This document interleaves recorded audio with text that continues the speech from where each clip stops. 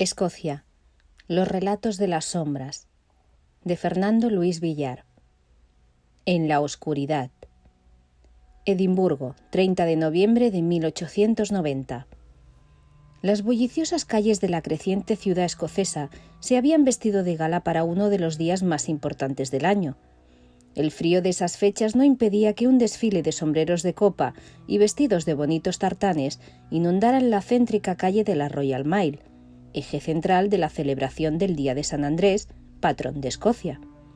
Con su enorme castillo presidiendo imponente los abundantes actos festivos, la algarabía y la felicidad que se respiraba en tan señalado día hacían que una vez al año la mezcla de clases sociales no fuese motivo de debate.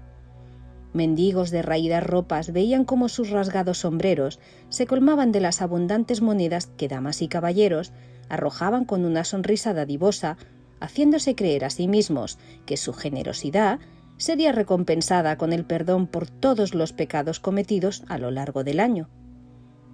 Cientos de personas llenas de vida, gracias al dorado gebiza, obtenido por la destilación de la malta fermentada de cebada, trigo, centeno y maíz envejecido en barriles de madera de roble, coloquialmente llamado whisky, brindaban por el santo salvador escocés en un desenfreno que habitualmente acababa con más de una persona tirada entre orines y vómitos en los oscuros callejones llamados closes por aquellas tierras.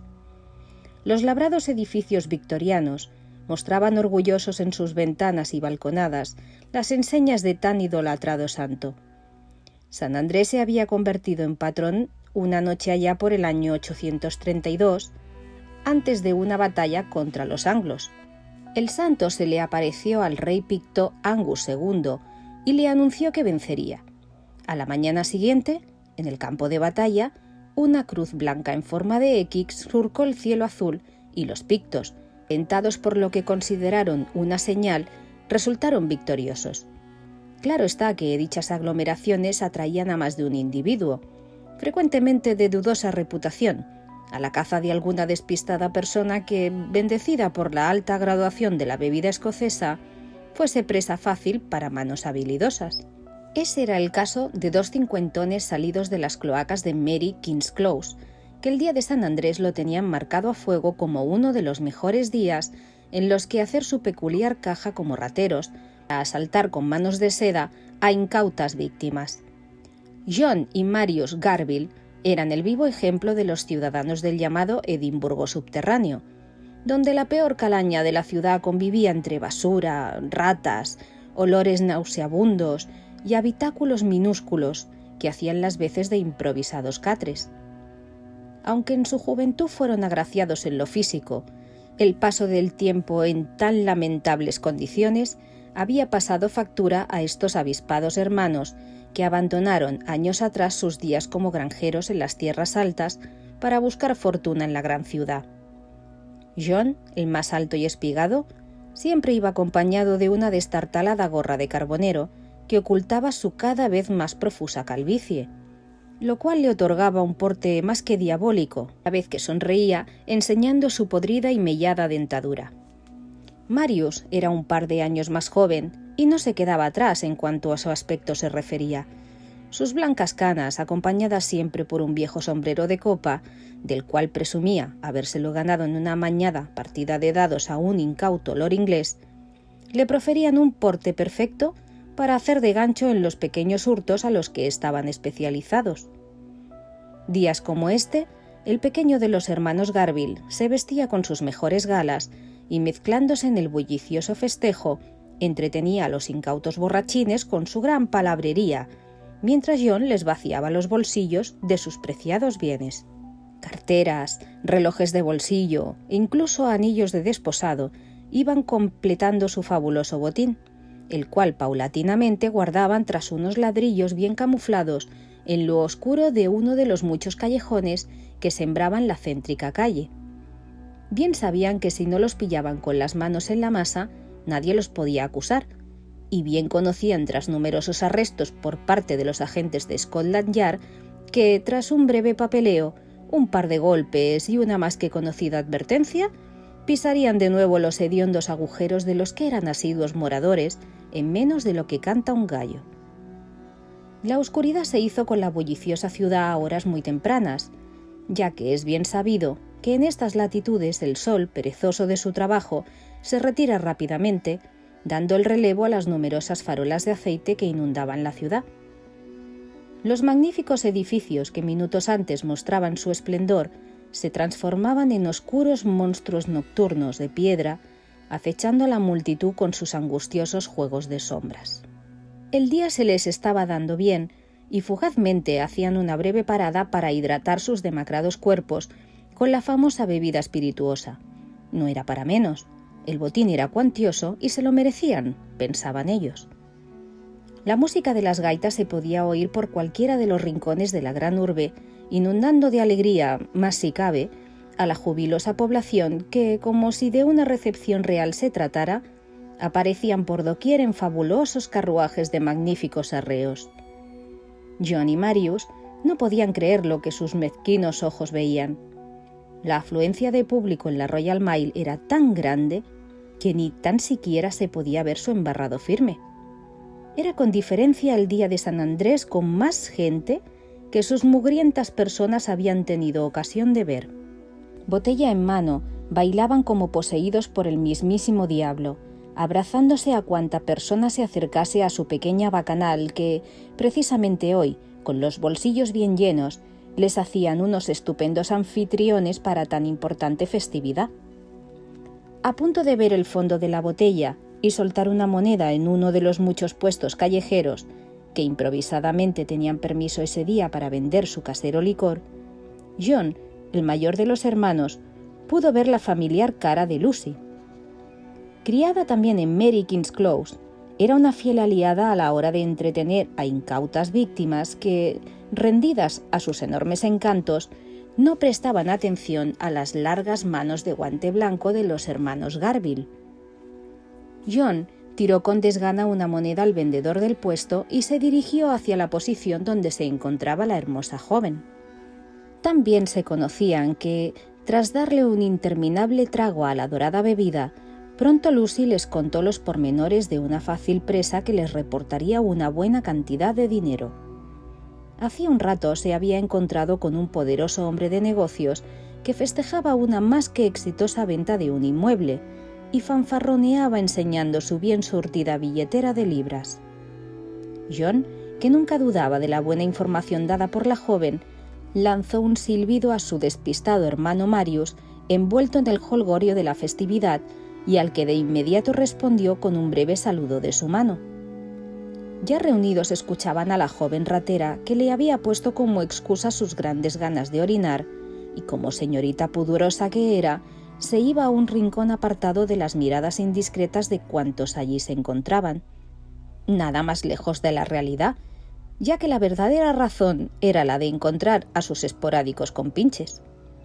Lucy les contó que había dejado al adinerado caballero unas decenas de metros más abajo, frente a la catedral de St. Giles, bien acompañado por sendas botellas de whisky Ibiza, que harían las veces de improvisado tranquilizante en sus lujuriosos pensamientos, claramente ofrecidos en estos casos por parte del ocasional incauto y que la joven ratera no tenía la más mínima gana de entregar. No hacía falta preparar mucho el jugoso golpe. Se conocían demasiado como para saber cada uno cuál era su papel.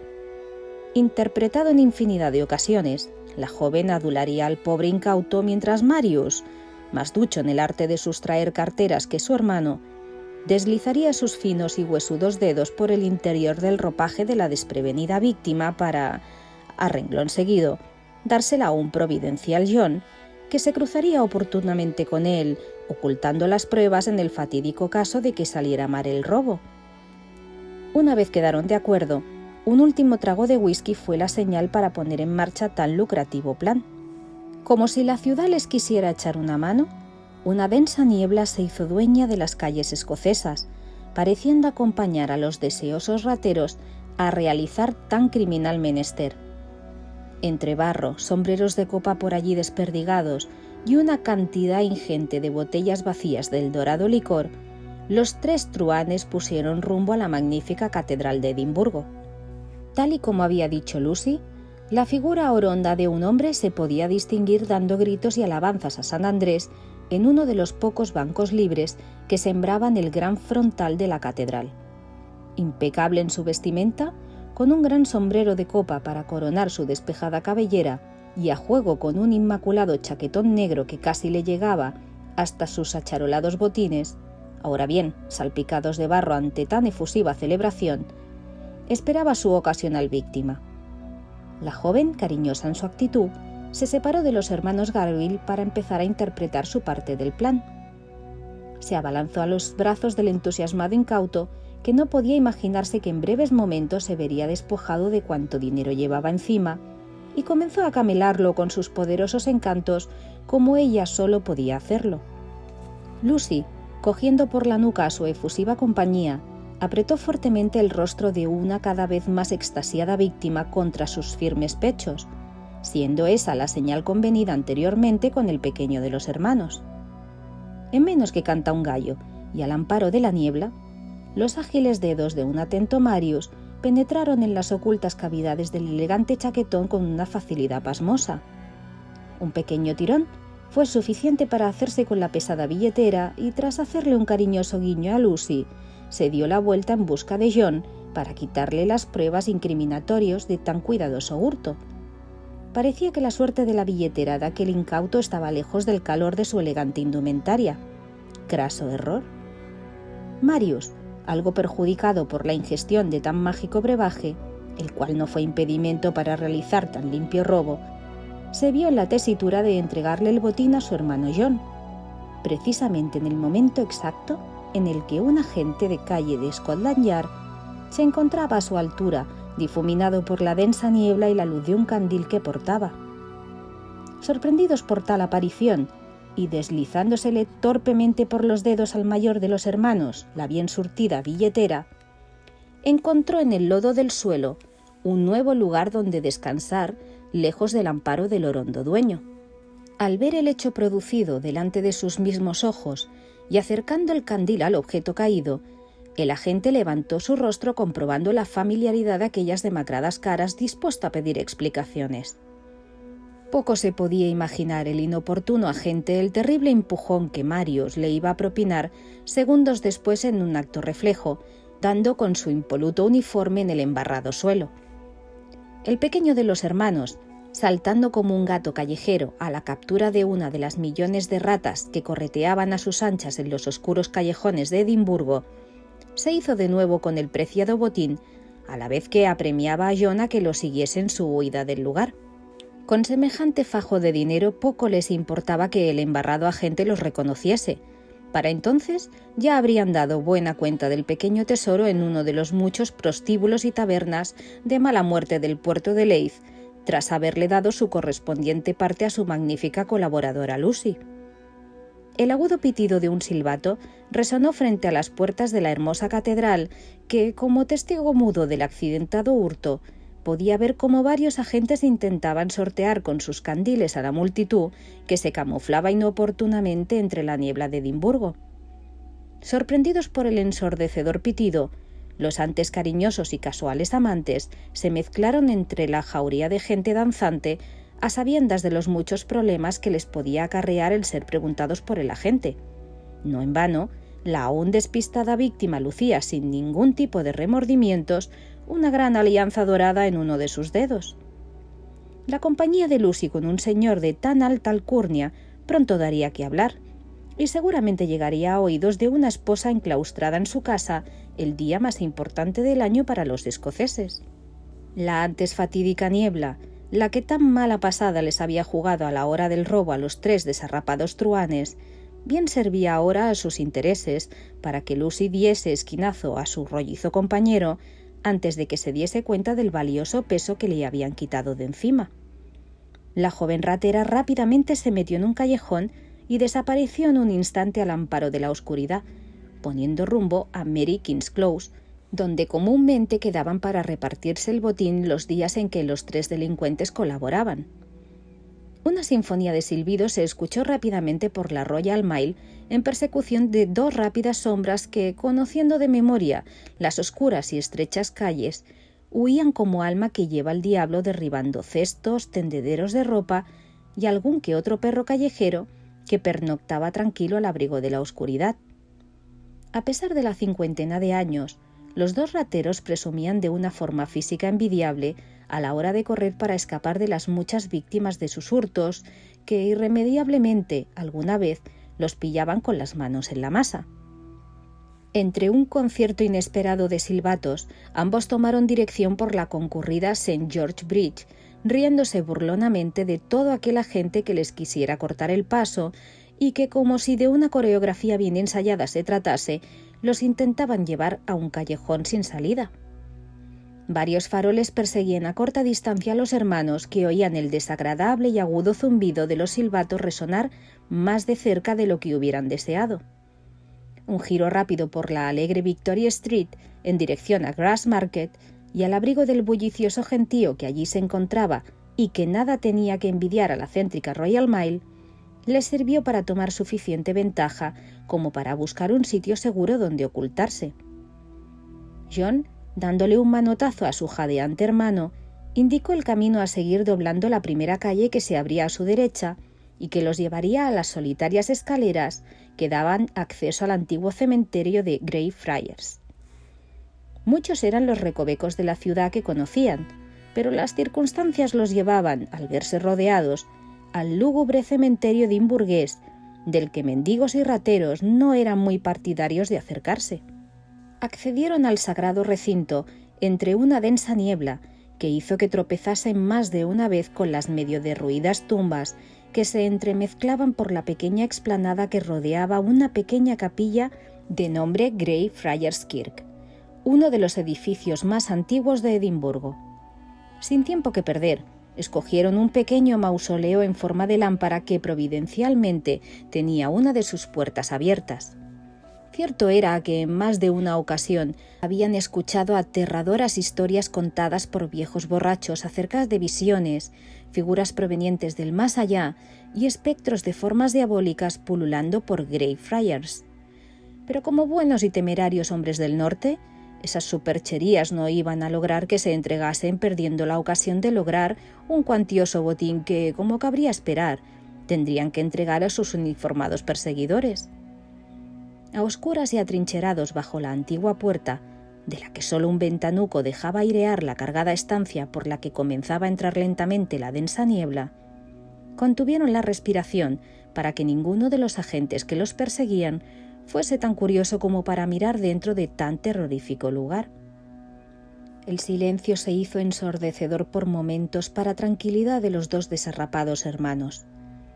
Inesperadamente, una gran mano iluminada por un candil agarró fuertemente los barrotes que conformaban la pequeña ventana y tiró repetidas veces a modo de comprobación para ver si la puerta estaba bien sellada. Era el fin de su huida, pensaron resignados tras sufrir tal susto, y Marius no dudó en clavar sus huesudos dedos en la pierna de un aterrado John. El sonido de un constante goteo dentro de la lúgubre y antigua cripta competía con las gotas de sudor de ambos hermanos tras tan larga persecución. Pasado un eterno minuto pudieron escuchar a su perseverante perseguidor retirarse, dando por revisado el terrorífico mausoleo. Con mucha curiosidad, y aún lamiéndose las heridas producidas por el gran apretón que le había propinado su hermano, John se levantó sigilosamente a mirar por el ventanuco. Pudo observar el desolado paisaje que solo permitía ver la bruma infatigable que aún cubría buena parte del cementerio y que la escasa luz de las lámparas de unos resignados agentes, tras no poder atraparlos, dejaban ver. De nuevo, unas sonrisas burlonas salieron de las bocas de los afortunados hermanos, a los que la suerte parecía sonreír en tan señalado día. Tras asegurarse que sus perseguidores ya se habían ido definitivamente, el mayor de los hermanos sacó de su raído bolsillo un lujoso mechero de plata que, sustraído en uno de los hurtos cometidos en días anteriores, encendía dando chispazos hasta que por fin logró su propósito. Un cirio medio agotado reposaba bajo una tétrica estela con motivos celtas que representaba lo que parecía ser una especie de criatura demoníaca y que hizo a John retroceder de un salto ante la gran carcajada de Marius, aún parapetado bajo la metálica puerta. Un par de intentos fueron suficientes para encenderlo, y así poder comprobar el improvisado escondite en el que habían logrado dar esquinazo a los agentes de calle de Scotland Yard. El aterrador mausoleo en forma cilíndrica disponía de una galería a la que apenas llegaba la tenue luz. Fantasmagóricas sombras danzaban en las húmedas paredes al son del viento, que en ocasiones entraba por el pequeño ventanuco y hacía que la llama del cirio se moviera sensualmente, como si se tratara de exótica bailarina de las tabernas del pueblo de Leith que tantas veces habían observado bajo los efectos del whisky Ibiza. Muchas veces habían escuchado historias sobre un tal George Mackenzie, un abogado nacido 2 siglos atrás, el cual se le apodaba Bloody Mackenzie. Como abogado real, había sido el principal responsable de la política persecutoria de Carlos II de Escocia contra los Covenanters presbiterianos. Después de la batalla de Bothwell Bridge en 1679, Mackenzie mandó a 1.200 Covenanters a una prisión situada en una zona al lado del cementerio de Greyfriars. Unos ejecutados y cientos de ellos muertos por el maltrato recibido fueron el resultado de la actuación de implacable letrado. Los hermanos siempre habían creído que eran cuentos para asustar a los ladrones de tumbas que tanto habían proliferado en Edimburgo ante la escasez de cuerpos humanos con los que poder estudiar en las instituciones médicas. Pero muchos testigos decían haber visto diabólicas siluetas y escuchado desgarradores lamentos en el interior del camposanto. Tras unos instantes observando tan tétrico espacio a la luz de la gastada vela, Marius pudo observar cómo su hermano, inmóvil y con la mirada perdida en la oscuridad de la galería, empezó a levitar súbitamente ante su presencia, como si una magia oscura ejerciese una fuerza invisible en el mayor de los rateros. Pasados unos segundos de letargo en el aire, el cuerpo de John salió despedido contra una de las labradas columnas de la galería. Marius, preso del terror al ver el cuerpo sin vida de su hermano mayor, no pudo más que hacer un intento vano de escapar de aquel terrorífico mausoleo. La metálica puerta cerrada a cal y canto, como si de la tapa de su propio ataúd se tratara, impedía salir al incrédulo ratero que minutos antes había comprobado por él mismo la facilidad con que se abría y que ahora, por extrañas circunstancias, ni la fuerza de 10 hombres podían abrir. Gritó con desesperación a través del pequeño ventanuco, pero infructuosamente, ya que lo apartado del cementerio, junto con el bullicioso jolgorio por la festividad de San Andrés, desvanecían toda esperanza de ser escuchado. Preso del pánico, acercó el ya casi consumido cirio a su cuerpo, el cual, agazapado al resguardo de una de las paredes, temblaba como un cordero a la hora de ser degollado. En su mente no podía dejar de pensar en que podían ser sus últimos momentos en este mundo, y ni el mismo demonio podría haber encontrado un escenario peor. Un aire gélido que provenía del fondo de la cripta, como si del baile de una aquelarre se tratase, contoneaba la llama de la ya escasa vela. Marius notaba la cercanía de algo maligno, una presencia extraña que le miraba desde la oscuridad, haciendo que todo el vello de su cuerpo se erizase por momentos. Sudores fríos, acompañados de un incesante temblor, paralizaban su cuerpo al mirar fijamente hacia la oscuridad de la galería. La vista, ya casi acostumbrada a tanta penumbra, le permitía distinguir lo que le parecieron 2 pequeños ojos rojos que le observaban con total impunidad. Cada vez se acercaban más, y por un momento pudo notar cómo unas gélidas e invisibles manos le alcanzaban, cogiéndole por sus raídos botines.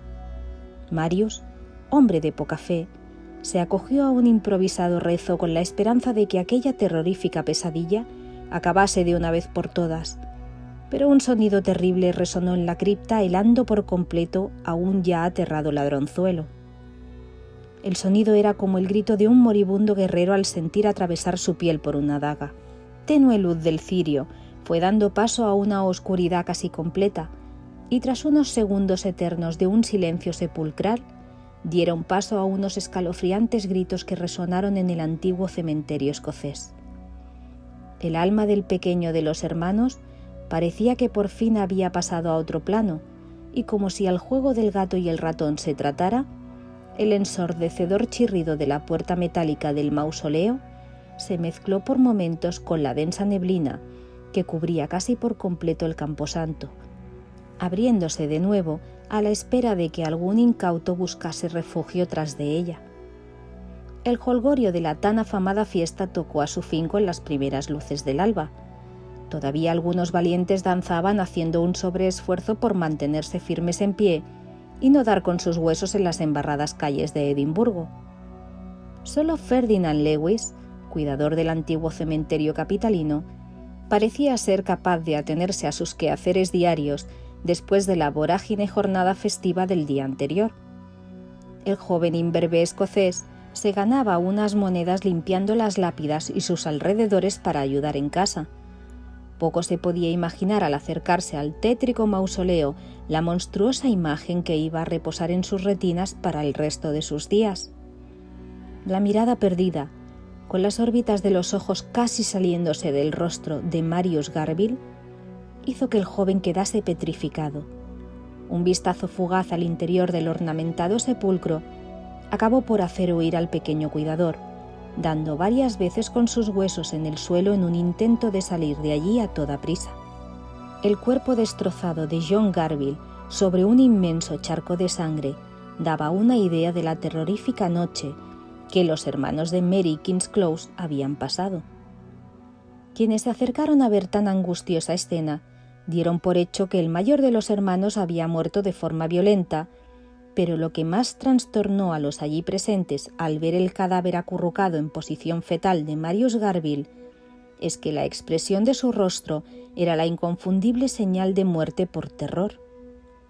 Muchos eran los que hacían caso omiso de las leyendas del cementerio de Greyfriars y, de nuevo, como si de un pago a los seres del más allá se tratase, Bloody Mackenzie se lo cobraba como tributo para intentar salvar su alma por todo el sufrimiento afligido a tantas personas 2 siglos atrás. Pocos se podían explicar qué había ocurrido en aquella terrorífica noche, pero bien claro tenían que en aquel apartado mausoleo el mal había echado raíces. Dios librase a quien desoyese las advertencias e intentase averiguar por sí mismo qué clase de mal se escondía entre aquellas húmedas paredes del cementerio de Edimburgo.